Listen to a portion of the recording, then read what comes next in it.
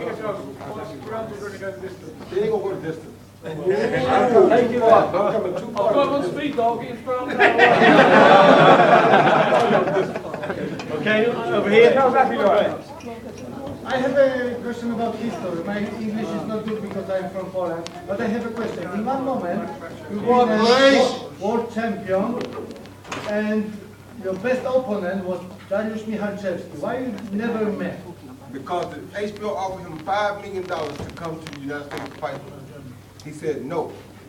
He won't offer me one or two to come to Germany. If I go to Germany, I got all the titles except that one. So why would I go to him when I'm the man holding all the belts? But you never think about this, this is something, because he was very high on the... I didn't think about it, but I also thought about a lot of people that went to Germany came back with horrifying stories. So why would I put myself in that situation or in that category when I didn't have to? It's kind of crazy. That was possible. Plus, I just got a job in Seoul, Korea. I'm not a big fan of going out the country anymore. Okay, thank you. What's the best piece of advice you could give to a young up-and-coming bowler? The best piece of advice, you got to work hard, but try to make sure you have a trainer who has developed somebody from start to the top notch, whether it was amateur or professional. Because a lot of guys, I won't call them names, but they get these guys after an amateur coach has spent years and years of teaching them, molding them, and they take them and they take over and they act like they did so much. Well, they did. Exactly, and that's not how it happened. Freddie Rose didn't start manufacturing our training. Freddie Rose didn't teach manufacturing our foundation. He got manufacturing where manufacturing already was manufacturing. Now he may have added a little bit to it, but still he's not the one who is responsible for making manufacturing. But he gets the credit for it. Yeah. Right. You say a lot of your success is pivotal and been robbed of that goal. How do you think your career would have ended up if they'd actually put the medal round your neck? Did they put the medal around my neck? First place in that podium. I might have lost my mind because he told me my head would have been too big to take the medal off. I got a gold medal. What? Who would do what? Fight as good as I am? I got a gold medal. I don't need to talk no more. And God already knew this about me. So he didn't give me the gold medal. He made me turn my fire up hot. Made me put more coals on the fire, make it burn hotter. Now I got to go succeed because they stole the gold medal. But God knows better than we know ourselves. Who's your favourite fighter out there at the minute? And was you a fan of Toney or Whitaker? Yeah, I was a fan of Thank you very much. Yeah, I was a fan of Toney. And my favorite fighter fighting right now is probably Nonito Donaire. I mean, he beat Nonito, but I'm not a fence jumper. My man was Donaire. He beat him fair and square, great fight, but Donaire still, that's my buddy. What do you think about Mayweather? Mayweather, I think he's a very good fighter, very smart businessman, one of the best businessmen to ever come through the sport of boxing. Yeah, I've got a question. First of all, what was your toughest fight? Secondly, going back to the Rigondeaux, do you think you could beat Mayweather if they were in the same weight class? Just the style-wise. The style-wise, he would give him a whole lot of problems. Exactly. Yeah, in the same weight class, my money never would probably go Rigondeaux, without a doubt. But because it's not in the same weight class, we can't tell. So it's unfair to me to say Floyd couldn't beat him. But if I were a better man going in, I would definitely look at Rigondeaux's side.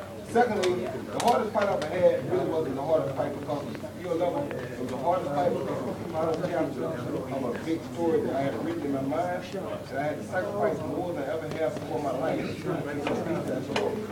A lot of people don't realize that when Bob Fitzsimmons won the middleweight, light heavyweight, and heavyweight titles, he went back down after every capture of light heavyweight. That's what makes it such a hard thing to do. And I'm not a person who lives a lie. Quiet, please. So if I say I'm going to do what Bob Fitzsimmons did, I must do exactly what he did, or at least more than what he did, or else I can't say I did it. So even though I was the first middleweight to go up and become heavyweight champion since he did it, and I was the only guy that ever turned professional as a dream middleweight and win the middleweight and heavyweight title, I still didn't complete the cycle he completed. He came back after heavyweight and he got to the Did that take a lot out of you? It took a whole lot out of me. Yeah, yeah. I was in the ring not having energy to live.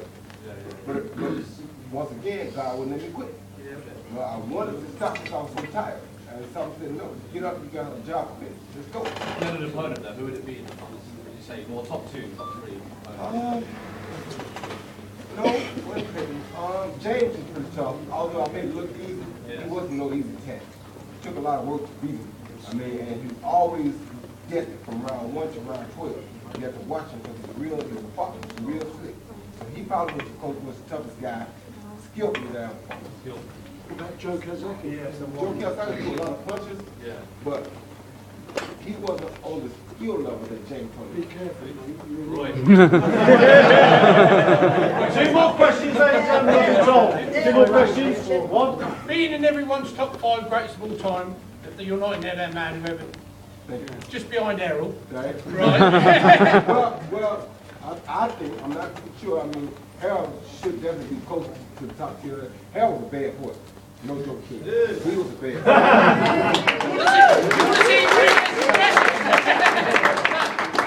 Who's the greatest of all time? Muhammad Ali. Not because of his boxing skills, but what he did for the sport of boxing, what he did for sports, period. Greatest boxer then? Boxing should be, well, it's a tough job to G. Robinson. I'm telling you what, people always say you have to fight one person from way back to all the time. Who would it be? It'll be Sugar Robinson. Don't take my be Sugar Robinson. He's almost quick as I was.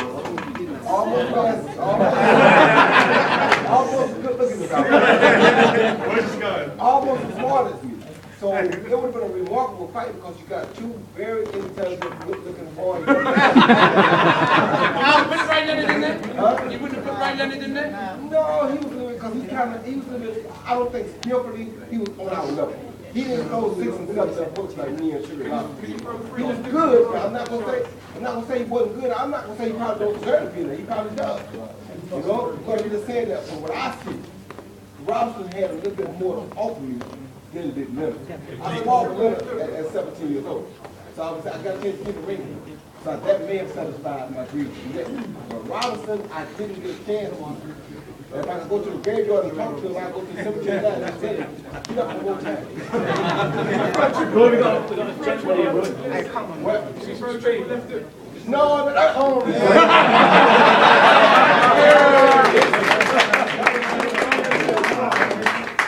You and Calzaghe, in your prime, do you think you could have been? Troy Jones, who I think I could have beaten in my prime. Let me tell you something. In my prime. Joe Calzaghe in his prime In my against Roy in his prime. in my prime, I love Joe. I'll take that from Joe. Just take nothing from Joe Calzaghe. He's a great boxer, one of the best guys to ever finish his career like he finished ever. So Joe was a great fighter. But in my prime, if I knocked him down beyond my prime in that first round, after he got up, it would have took the U.S. military to keep me off.